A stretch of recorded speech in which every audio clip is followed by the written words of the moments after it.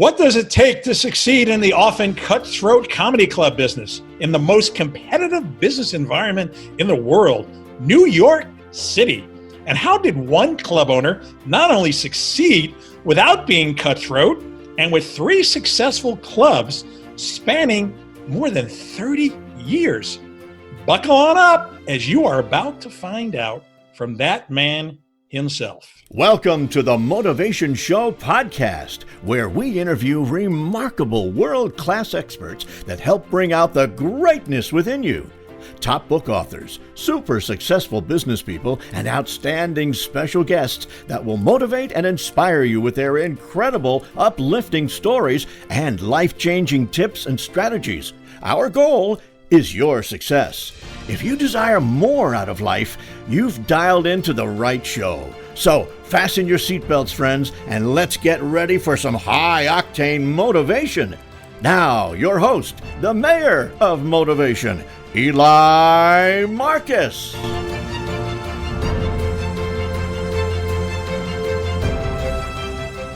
Our guest on today's program swam with the sharks of New York City without being eaten alive. His first success, New York Comedy Club, featured unknown comics who later on became household names in the world of comedy. He then went on to own the Broadway Comedy Club, which has still been running for over a decade. This man has worked with everyone you can think of in the comedy club business, from Jim Gaffigan to all the great names like Alan King, etc., etc. This man has just written a book, which we're going to get him to talk about on today's program. I want to welcome to the Motivation Show, Al Martin. Hey, thank you very much, Eli. Great to be here. Great to have you, Al. Now, you and I go back a little bit. We go back as far as your comedy club business. We go back about 30 years. Just about 30 years, yes. Yeah, absolutely. And you came by and we talked business, and on and off for 30 years, we've talked business. And you can still stomach me, right? Yes. That's pretty good. So what's the secret of us being in contact here for 30 years? Well, our thing was mostly marketing, you know. Before there was something called the internet, there was hard copies of things that you had to advertise in. And in the early days, it was things like the Village Voice and City Guide magazine. And that's where most of our advertising came from. Yeah, so let me ask you a question, Al. Did you ever want to quit the comedy club business? And actually, what kept you going? You know, the first real test of wanting to quit the comedy club business is when I had to deal with New York City community boards and application. Bureaucracy. Oh my God. Why would that stop somebody? Yes. You know, they are very tiring. And I had a neighbor across the street from me on 24th Street where the New York Comedy Club was. That was the neighbor from hell. And she was constantly calling the community board, and there's sometimes not anything near due process at a community. I once had at the liquor license renewal, anytime you renew your liquor license, you have to go in front of the community board. And generally, they have input, but they can't block the license. It's ultimately up to the state liquor authority, but you have to go every 2 years in front of them. After 6 years, I stopped. And for the last 10 times I had to go in front of the community board, I didn't even show up because it would be 20, 30 people from the neighborhood and the entire board yelling at me, you know, because there were 6 people outside smoking a cigarette at 2 o'clock in the morning, you know, and they were making a lot of noise. So that was the big frustration. And then the second time I thought about quitting was actually during COVID.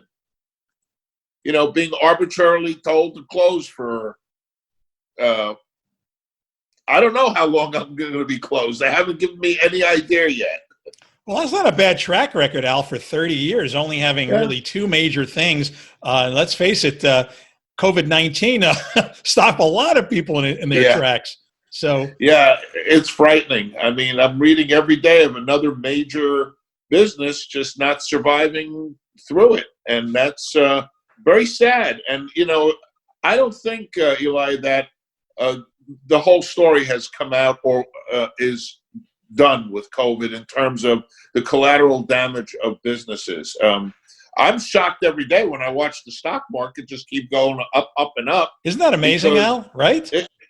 I don't know. I think it's a Ponzi scheme, actually, because I see a lot more of what they call the U shape than what's going to be the V shape. But, in terms of the recovery of the economy, it could be a little longer than they're thinking.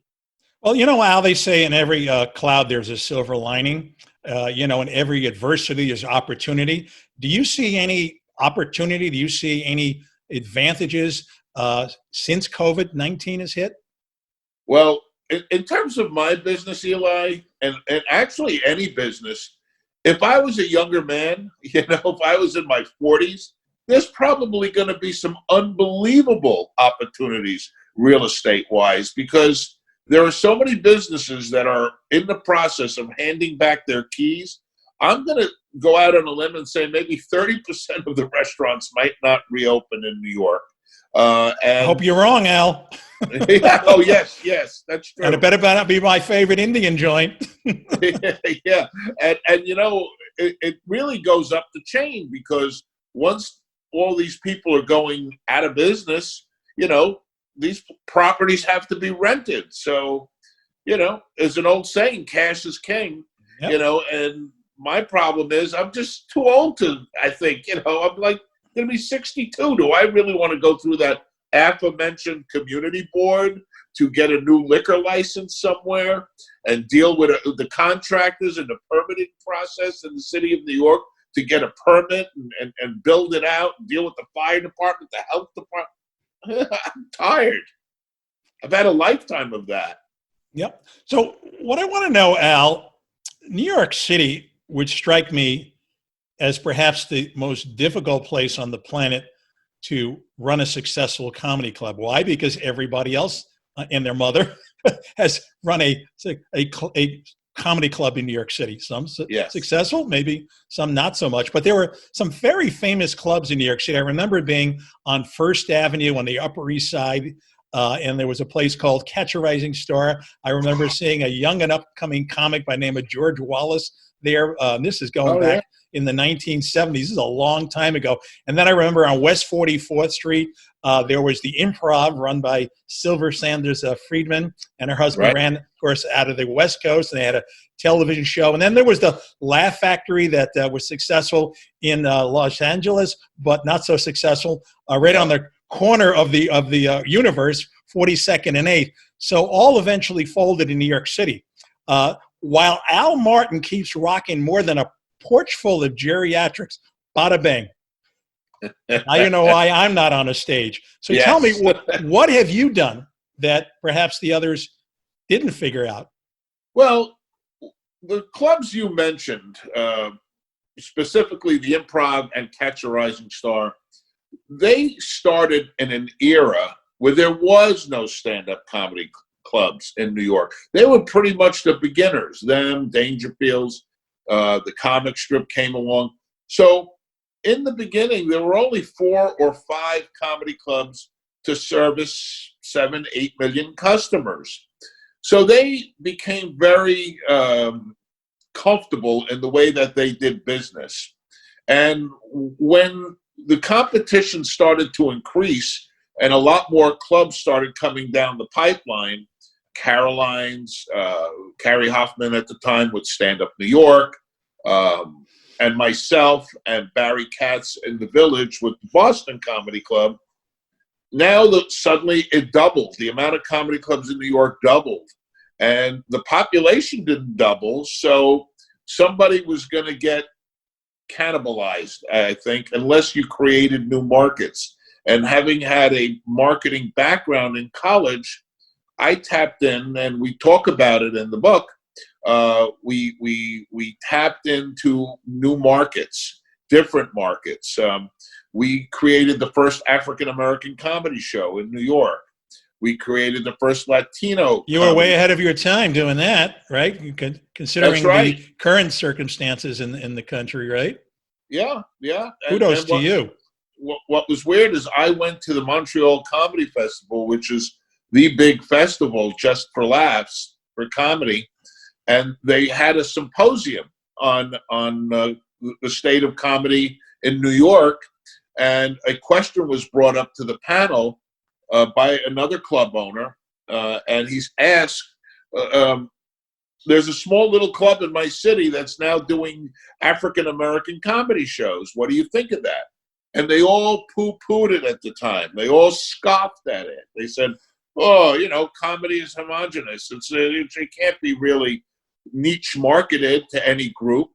And now, fast forward 30 years later, I don't think there's a major comedy club in the country that's not doing chocolate sundaes.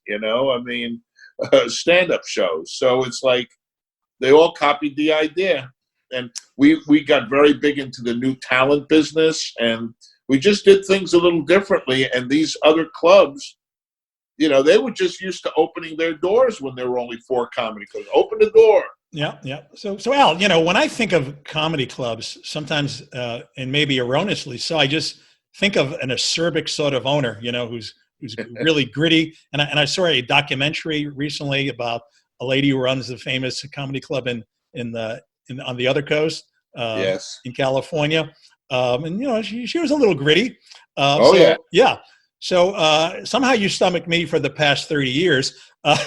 And you've always been a nice guy to me. I wonder, tell me a little bit about interpersonal relationships and how important that is in business in general and in the comedy business. So tell us a little about how you work with your employees, and then tell us about those comics who, in the old days got $10, maybe $15, a head just to get on stage and practically begged you to get on stage. How did you, help them to maintain their dignity and not be a mean old grouch? Well, I think there were 2 eras of Al Martin. In the early days, Eli, I was a grouch. I wasn't easy. And I think it had to do with a lot of things, my own personal issues in life. And, sometimes I wasn't the nicest guy in the world. And, I had to come up the rough way. And I then expected all the comics to pay their dues. And, I might have, not always explained myself properly and a little acerbic. Yeah. So Al, what I wanted to find out, I want to get back into your early days before you actually opened up these comedy clubs. And I want to help to inspire those people who are listening today, because you've got an incredibly inspiring story. I mean, you grew up, you were a bullied fat kid, you had no connections, you had no money. Tell us about that. How did you progress from there? I always think of that saying from the movie Rocky. It's not how many times you get punched in the face. It's something along the lines of how many times you get punched in the face and get back up. And get off the canvas, yeah. Get off the canvas, and that's what happened to me. I went through from my early 20s to when I opened up the comedy club. I went through around 12 really tough years where I got battered around. I worked for a company that laid me off because I didn't get along with it was a family business. I didn't get along with one of the family members. Then I started my own business that got legislated out of office. You might not know, but I used to do lie detector tests in another life. Uh-huh. Yeah, and I built one of the largest polygraph companies. I take the 5th. Yeah, and it was one of the largest ones in the country, and that got knocked out of the box by some anti-polygraph legislation. I had 1 year to close my doors, and then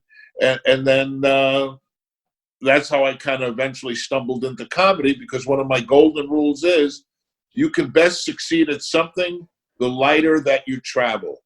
If you're a person, you got a wife, you got 3 kids, you might need to keep that steady job. You might need to stay on a job you hate because you have to provide. But at that time in my life, I had nothing going on for me. So, the opportunity came up to do a little stand-up comedy. That's what happened. I ran with it. I became a comic on a dare, and that's how it all started for me. So Al, they say the number one fear greater than death is public speaking. Now, 99% of people would probably never get up in front of a live audience and tell jokes and put themselves in the position to like potentially really bomb.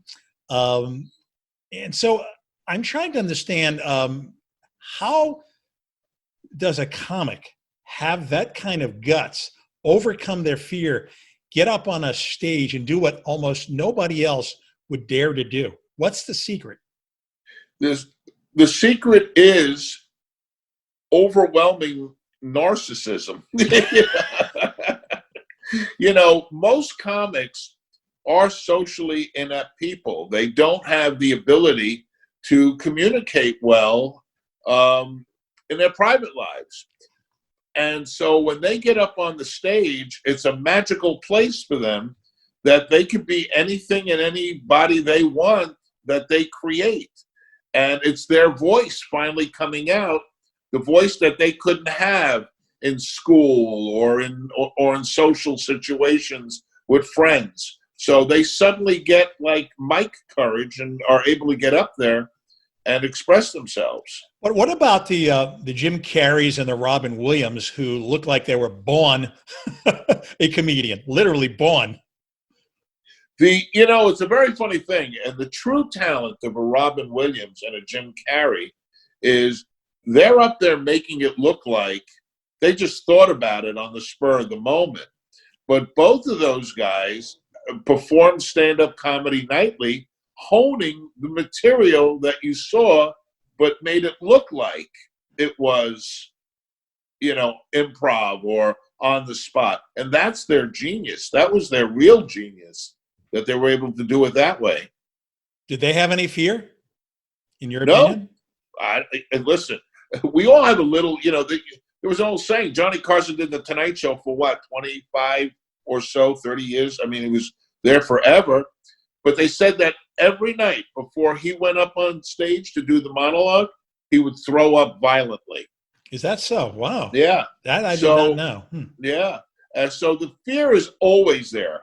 But for a good comedian, that, you have more fear before the set than once you go up there. Because once you go up there and you get that first laugh on stage, you're off to the races. Al, when I had the seminar center back in the old days, and I ran that, I flew in a lady from California by name of Dr. Susan Jeffers. And she wrote a book called Feel the Fear and Do It Anyway. Now, I never really read the book, but I always internalized the title, Feel the Fear and Do It Anyway.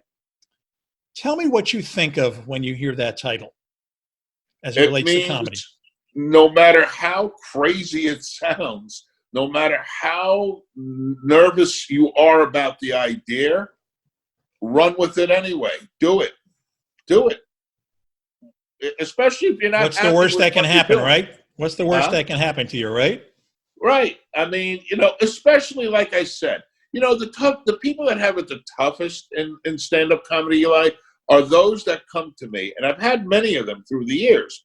I've had successful business owners, successful lawyers, surgeons, politicians who have said to me, I want to become a stand-up comic. It's been a lifelong dream. The problem is, to become a really good stand-up comic, you have to be totally dedicated. You have to breathe it, live it, go 5, 6, 7, 8 times a week to perform and do it, even if it's open mics. Now, some of these people are so successful in their day jobs, they don't have that kind of time to do that, and that's the problem that those kind of people have. Al, there's one thing still bothering me, and that is, what if you bomb, right? For some people, bombing is worse than death. How do you handle that? How do you handle the fear? I'm going to bomb, and it's going to live with me forever. Well, you're the best ball player in the world might only bat .325 in a season, and that means $35 million a year. Yeah, and 2/3. That means that he gets a hit 1/3 out of every 3 times he goes up. So 67% of the time he's failing. You just have to have that ability. You're an NFL receiver. You might get 50 passes thrown at you and only catch 25. So the thing is, you have to be very connected and just get up and do it again. It all comes back to that Rocky saying, just dust yourself off and keep on doing it if you believe in yourself. So, Al, middle of March, COVID-19 hits. Your business is shut down. My business is shut down. The entire hospitality industry in New York City is shut down. And apparently you decide to use that time in a positive way. You got around to something that was been in your mind for a very, very long time, your new book. So you put out a new book, and it's called I Did It on a Dare, How I Created a Comedy Empire in 30 Short Years. What inspired you to write this book? Well, I just had so many years of various people that I've run into in comedy. And, Eli, you can go to any party and there's lawyers and doctors and judges, and the people at the party always want to talk to me because it's such an unusual and different field than anything else people do. And the people I've met and run into through the years, I could have never dreamed I would have done that in any other profession. So, Al, what was the implied dare that got you started in this business as it relates to the title in the book? I was dating a girl who was an open mic comedian, and she dragged me to watch her do stand-up comedy one night at Pip's Comedy Club in Brooklyn. I remember that, yeah. Remember that place? Yeah. It's, I think, one of the first comedy clubs ever. And she asked me after her set, like women are apt to do, how did I do? How did I do? How did I do? I answered the question 50 times, and it still wasn't enough. How did I do? Are you kidding around? Finally, I got so fed up, I turned around and said to her, you are absolutely horrendous, okay? I couldn't stand it. Now leave me alone. That led to a 10-minute fight where she turned around to me and said, if you think you're funny and you think you can do it, why don't you get on a stage? She dared me to get on a stage, and I love challenges. And I said, you know what? If you can get up on a stage, I could do it, with false bravado, I guess. But I went up and did it and bombed horribly the first time. But somehow I got up and did it a second and a third and eventually ran with it. So, Al, tell me, is it better to have failed but to have tried? You know that saying, it's better to have tried and failed than never to have tried at all. Do you agree with that? Yes, absolutely. I agree with it because you will go your entire life wondering. I think nothing is worse than, being a 75-year-old person sitting in a room and saying, I should have done that 50 years ago. I should have tried it. Okay, if you tried it and failed, at least you tried it. There are things I've done in my life. I thought I was going to be a harness race driver at one time in my life. I actually when I graduated out of college, I spent a winter in Saratoga Springs at a small little harness racing track, learning how to become a trainer. I started as a groom, and my goal was to become a trainer driver. And after spending the entire winter freezing my ass off, getting up every day at 4 o'clock in the morning, I said to myself, you know what? I think I'm going to go register for college in the fall.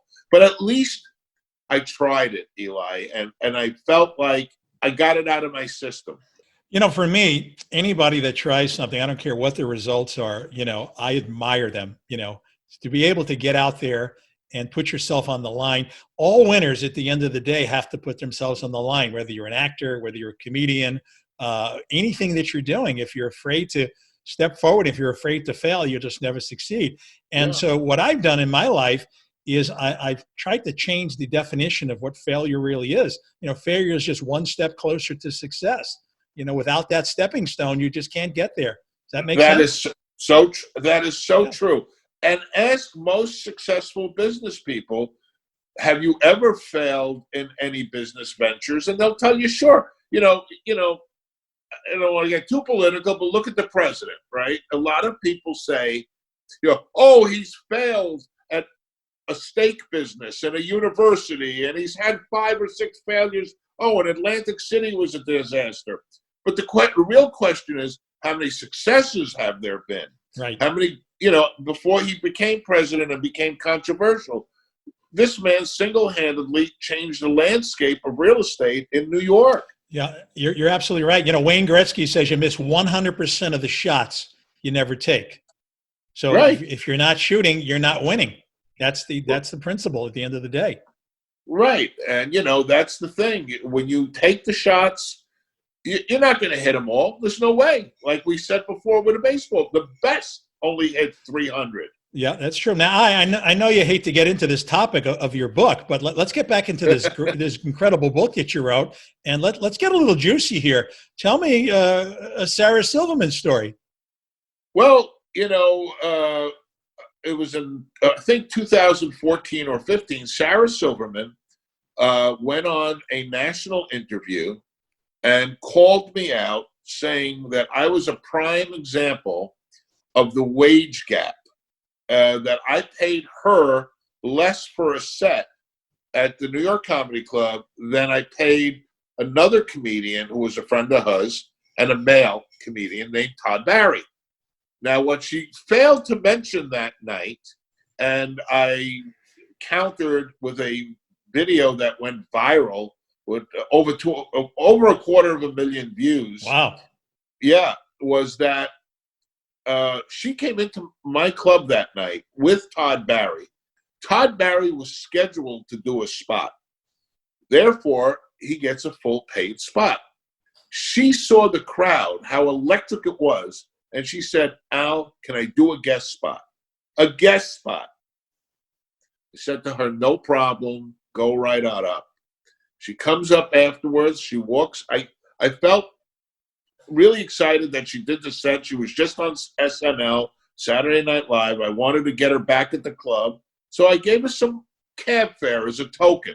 It's not expected to do that on a guest spot. I've had many great comedians come in for guest spots through the years. I never was expected to pay them anything. On some level, it can be even considered a quasi insult. Here's a multi-millionaire coming in to do a guest spot and giving them $10 or something. But I gave her $10 for cab fare. She went outside, started talking to Todd Barry.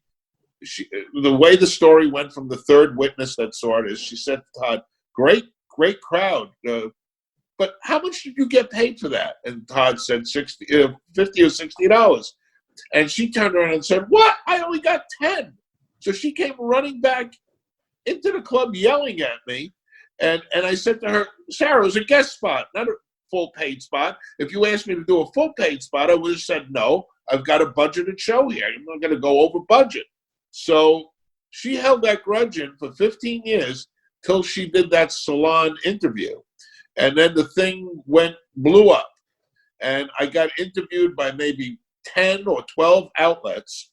And then one afternoon, Good Morning America came in and they interviewed me because the story was super hot. And they must have called her up. She was getting clobbered. I mean, it was overwhelming support from me, overwhelmingly on Reddit. I mean, it was crazy. And they must have called her for her opinion, and they must have freaked because they said, oh, my God, this thing now is going to be on Good Morning America, national TV. The next morning, she issued a public apology. And apologized and said it was all a big misunderstanding. And ain't that sweet, Al? Ain't that sweet. Dragged my name in the mud, and it was a little misunderstanding. Well, I'm glad to see that all turned out in such a positive way. And as they say in show business, there's no bad publicity. Hey, afterwards, it all turns out good, right? Yeah, I said, you want to do a radio show about the story? Yeah. I'll be glad to. She wanted no part of it. Well, I can tell you one thing, Al. One thing I won't be doing is daring you to jump off the Empire State Building. Based on that story that you told, you go on those dares. So our guest in today's program has been Al Martin, and he has written this incredible book, I Did It on a Dare, How I Created a Comedy Empire in 30 Years. Thank you so much, Al. I hope that our listeners go out and buy that book, because there's a whole lot of other stories that we haven't gotten into today that are real kind of juicy. Oh, yeah. It's chock full of it. Great, Thanks, Al. Great stories. Thanks, Eli. Thanks so much for tuning in. We love our listeners, and we believe you have greatness within you. If you like The Motivation Show, we appreciate you subscribing, rating, and reviewing us. Check out EliMarcusSuccess.com to hear more inspiring shows and to read our motivational blog. That's EliMarcusSuccess.com.